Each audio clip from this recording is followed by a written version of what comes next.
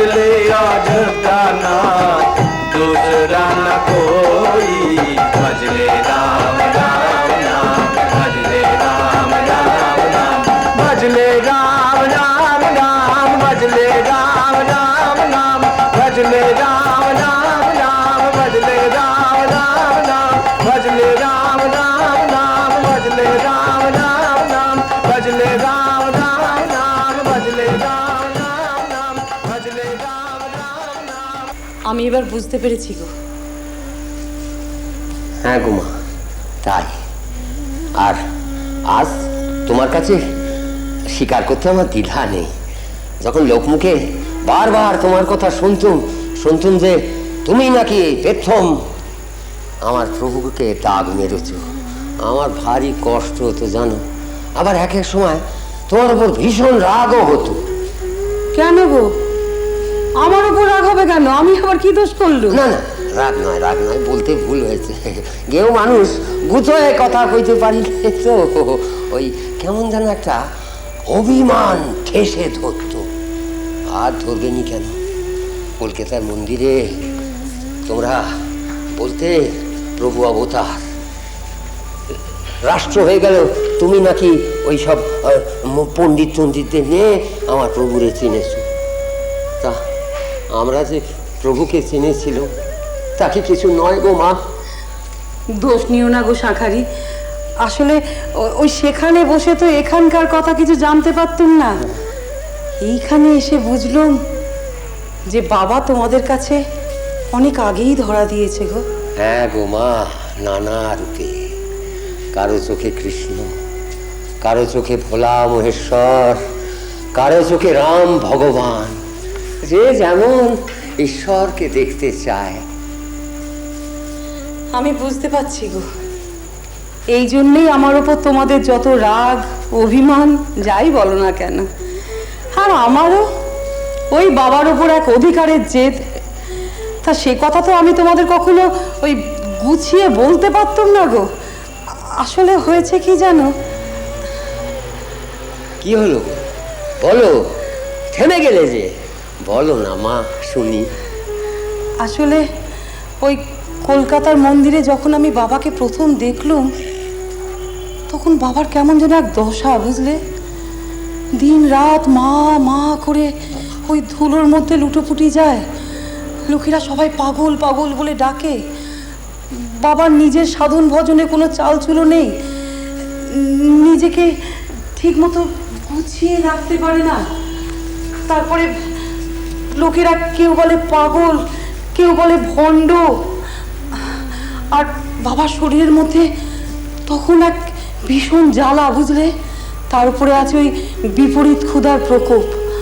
আমাদের ওই চৈতন্য ভগবানের মতো। ঠিক বলেছো শাঁখারি, একদম ঠিক কথা বলেছো তুমি। তুমি বাবাকে ঠিক চিনেছিলে না গো? হ্যাঁ, ভগবানের দাগ তো। তোমার কথা আমি এখানে এসে অনেক শুনলুম গো শাঁখারি। তুমি নাকি বাবার মধ্যে ভগবানকে দেখতে পাও?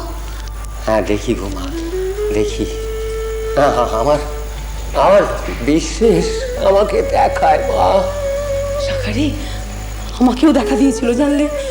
আমাকেও না পঞ্চবটিতে রঘুবীর সেজে এসে বাবা নিজে এসে আমার হাত থেকে ভোগ নিয়েছিল জানলে। হ্যাঁ, এমনি তো ধারা প্রভুর। শাঁখারি, ওই ধারা বোধহয় ওরা রাখতে দেবে না গো। আমার বাবাকে ওরা সংসারই করতে চাইছে না গো মা, না না না, তুমি সংসার বলতে যে ভয় পাচ্ছ, আমার প্রভু সে সংসার করবে না। আমার কথা নাও না গো, সবাই ওই কলিযুগের তারক ব্রহ্ম নাম নাও, দেখবে সব মেঘ কেটে যাবে, কেটে যাক। হরে কৃষ্ণ, হরে কৃষ্ণ, কৃষ্ণ কৃষ্ণ হরে হরে, হরে রাম, রাম রাম হরে হরে, হরে কৃষ্ণ, কৃষ্ণ কৃষ্ণ হরে হরে, হরে রাম, রাম রাম হরে হরে। যুগী মশাই, ও যুগী মশাই, শুনছেন? বলি শুধু হুঁকো টানলেই চলবে? আরে এই কোনো কথা হলো? আরে আমাদের শাকারি দাদাও তো ভৈরবী মায়ের চেলা হয়ে গেছে। ধুস, তা কখনো হয়? কেন তা হয় না কেন? আরে বাবা, শাকারি হচ্ছে স্বয়ং রঘুবীরের চেলা। হ্যাঁ তা যা বলেছেন। আজ সকাল থেকেই হ্যাঁ। ভিটেতে গিয়ে ওই গায়ে হাত লাগিয়ে বসে আছে। সেই রঘুবীরের পুজো হচ্ছে। বাহ, বাহ, বাহ, তা তোমরা গেলে না? হ্যাঁ আমি যাব ভেবেছিলাম, কিন্তু ওরা তা চায় না। না না, আমি যাব না। ওই ভৈরবী থাকতে আমি মোটেই যাব না। কেন? আমি যাব না, না না। আসলে গদায়ের সঙ্গে এত মাতামাতি করলে তিনি বড় রাগ করেন, তিনাদের বড় অশান্তি হয়। হ্যাঁ, সেদিন লাহামশাই ওই কথাই বলছিলেন। এ কেমন ধারা শুনি, বিদুষী সাধিকা নাকি? আরে বাবা, তাই বলে অত অহংকার? আসলে আমরা তো গৃহ মানুষ, প্রভুর সঙ্গে এত দহরম মরম তিনি সহ্য করতে পারছেন না। আরে এ কোনো কথা হলো? আরে গদাই হচ্ছে আমাদের গ্রামের ছেলে। আরে বাবা, সে সেখানকার যত বড় অবতার আর ভগবানই হোক না কেন, সে আমাদের গ্রামের জন। হ্যাঁ, এই কামার পুকুরের ধুলোয় তার শ্বাস মিশে। তা সে এটা এটা উনি মানতে পারছেন না?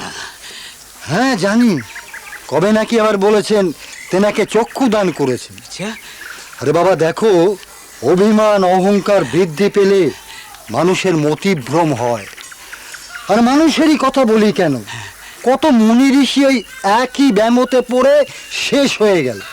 কি বলেন আপনি? তা বামনির এমন কাল এলো? হ্যাঁ এলো, হ্যাঁ? এলো বলে আচ্ছা। কথা মিথ্যে যাবে না, মিলিয়ে নিও। আচ্ছা আচ্ছা আচ্ছা।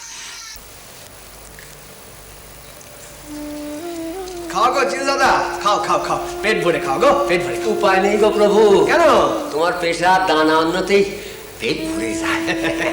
আমার হয়ে গেছে, আর পারবনি গো। ওই গো মা, জল দাও।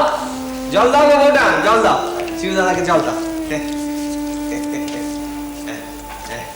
দাও দাও,